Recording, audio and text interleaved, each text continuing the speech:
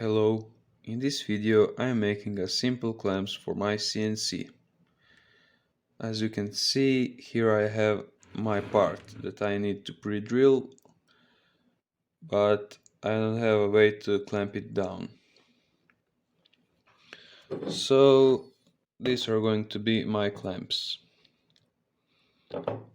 I milled these slots and I just need to cut them.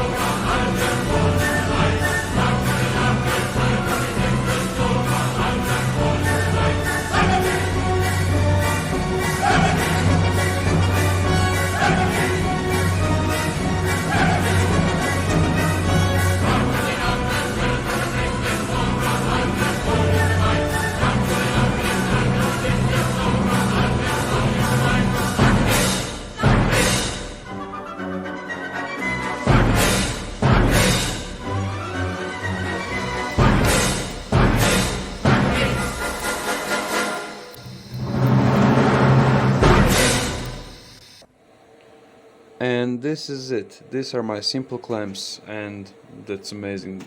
It's not going anywhere.